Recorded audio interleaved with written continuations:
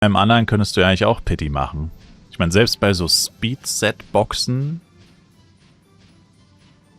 Also entweder sie machen so ein allgemeines Pity, wobei das natürlich schwierig ist. Ein allgemeines Pity würde nicht funktionieren.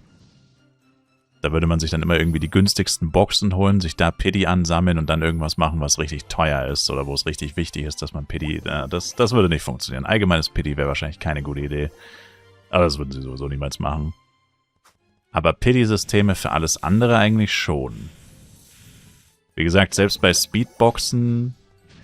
Wobei, was heißt selbst bei Speedboxen? Speedboxen ist eigentlich auch eins der räudigsten Systeme. Du kaufst eine Box, die kosten ja 700 F-Coin each. Also so je nachdem, wie viel F-Coins du auflädst, aber sagen wir mal so 4, 5 Euro. Oder 5, 6 Dollar oder so, whatever. Was ist die Chance auf ein 10% Speedset? Ich glaube 5%. Kann ich nochmal nachschauen beim Giant. Aber ich glaube 5%. Und 30% auf 2% oder so. Also diese Boxen sind gottlos. Also wirklich, ich verstehe sowieso nicht, wie die immer noch so gut verkauft werden. Weil wir jetzt ja wirklich auch schon tonnenweise Fashion-Sets im Game haben und trotzdem jedes Fashion-Set, was released wird, selbst die ist natürlich subjektiv, aber selbst die hässlichen siehst du 10 Leute, die einen kompletten Shop voll haben. Das heißt auf jeden Fall mehrere 100 Euro pro Leute. Und das sind nur die, die es verkaufen. Dann gibt es bestimmt noch ein paar, die holen sich so ein Zeug und bunkern es erstmal für eine ganze Weile und hoffen, dass es steigt oder so. Oder einfach Leute, die kaufen es halt einmal und ziehen es direkt an. Irgendwelche Anfänger vielleicht oder so. Und das dann mal noch die ganzen Server, die wir haben. Da kommst du halt dann jedes Mal auf mehrere tausend Euro wahrscheinlich. Oder ich sag mal so, bei den ganz schlechten Sets sind es vielleicht nur 1000. Aber bei so richtig beliebten Sets sind es dann halt wirklich bis zu 5-stellige Beträge innerhalb von 2 Wochen.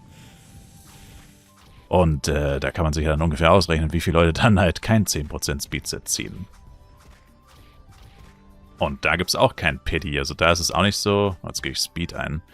Was ist denn das aktuelle Speedset? Ah, Necromancer, hier sieht man es. 10% hat eine 5% Wahrscheinlichkeit, genau. Ich meine, klar, wenn man jetzt rein nach Gewinn geht, 8% ist meistens Break-Even oder leichtes Minus vielleicht.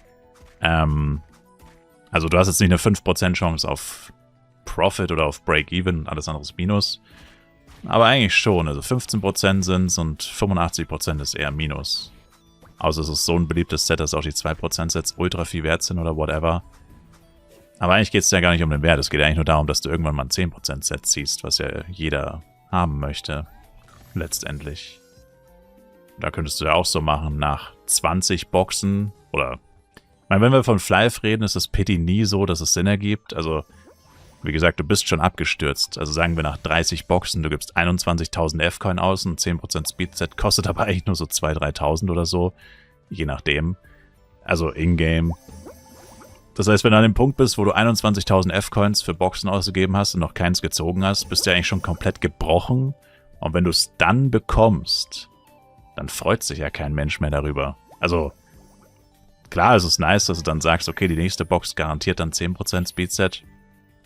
Aber wie gesagt, so wie das auch beim Upgraden ist, bei Schmuck plus 20 oder so, wenn das Pity halt irgendwann bei 1800 oder 900 Tries so hoch ist, dass dann die Chance ziemlich gut ist und dann klappt es halt dann irgendwann endlich, bist du aber trotzdem schon abgestürzt. Also das Pity greift ja eh immer viel zu spät, nachdem die Katastrophe schon passiert ist. Und schützt dich dann höchstens noch davor, dass es nicht noch 10-mal schlimmer wird, so ungefähr. Was ohne Pity halt wahrscheinlicher wäre, dass es ab und zu mal jemandem passiert, dass es einfach gar nicht klappt. Und deswegen könnten sie es eigentlich schon überall einführen.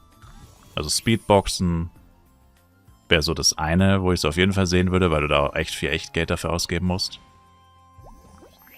Wenn du Pech hast. Beim Upgraden von... Vor allem jetzt mit Ultimate plus 10. Bei Ultimate-Waffen mit Oris. Vor allem wegen Ultimate plus 10. Also jetzt müssen sie es eigentlich machen. Sonst wird niemals jemand eine Ultimate-Waffe plus 10 haben. Außerhalb des FEC-Servers zumindest. Also auf Duodeng wäre das literally unmöglich. Plus 5 ist ja schon ultra schwer. Plus 10 nie im Leben. Und ja, was gibt's sonst noch? Ja, sonst fällt mir nicht wirklich was ein, aber eigentlich überall. Bei irgendwelchen Eventboxen oder so könnte man es bestimmt auch machen.